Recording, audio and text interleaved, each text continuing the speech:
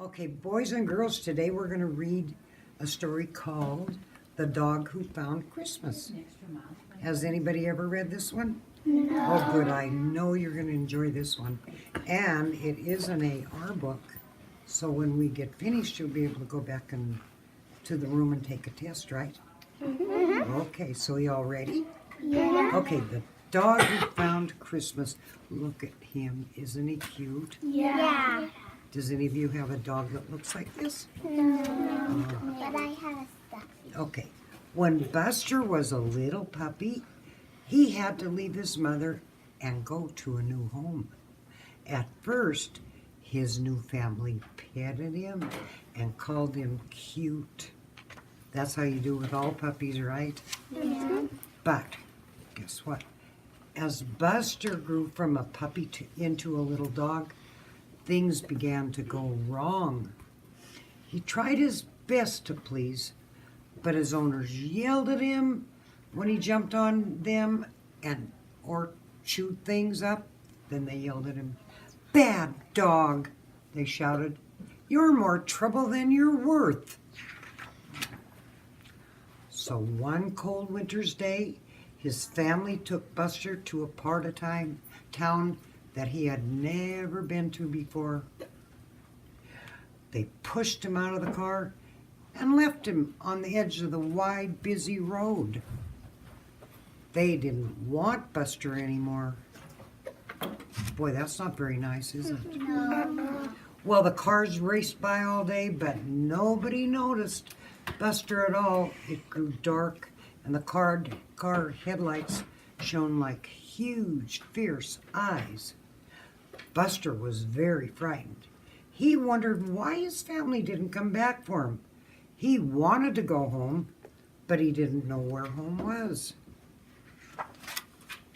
Without thinking, Buster rushed out into the road. Screech!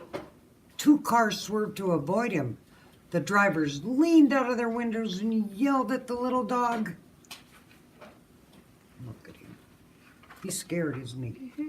Buster ran into the yard and lay trembling under a bush. He waited and waited. When his heart stopped thumping so loudly, he came out. It was very cold, and he was so hungry. He crept up to the front door of a house and scratched at it. The door opened and a woman looked down at Buster.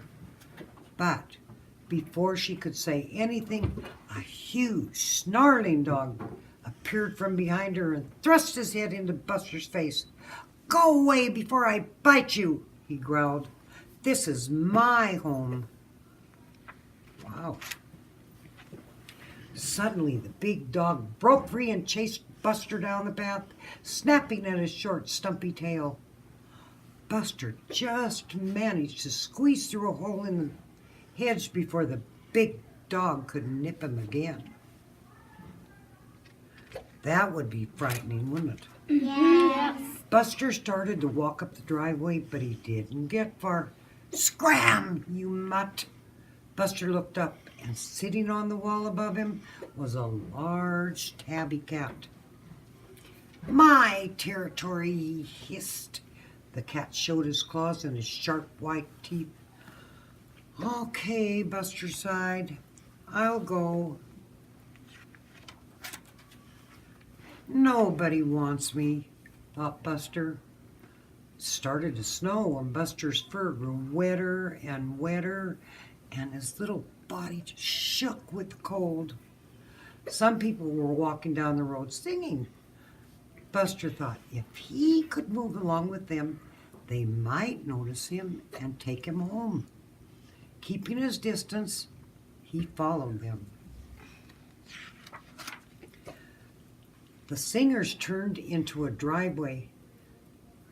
"Silent night, holy night," they sang as they stood in a circle outside a house. Buster crept among them, wondering if they would notice him, but worrying that if they did, they might tell him to go away.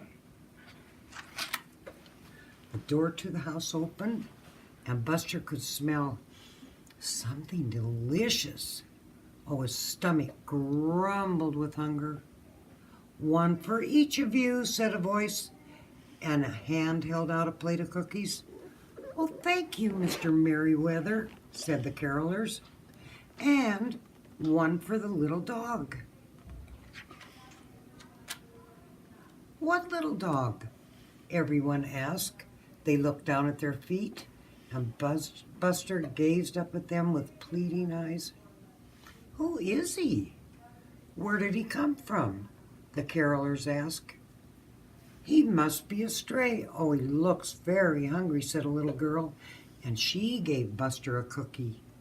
He swallowed it in one gulp. Oh, excuse me. Mr. Merriweather came out of the house and looked at Buster. "I'll take him," he said. "I think he needs a good home, and I've always wanted a dog for Christmas." He put out his hand to Buster, but the little dog drew back, afraid. "Come on, little fella," said Mr. Merriweather gently. "We'll have a good Christmas together, you and I." Well, now look. Buster stretched contentedly in front of the fire. His tummy was full, and he felt warm at last. "Welcome home, little dog," said Mr. Merriweather. "Ruff," said Buster. There, how did you like that story? Good.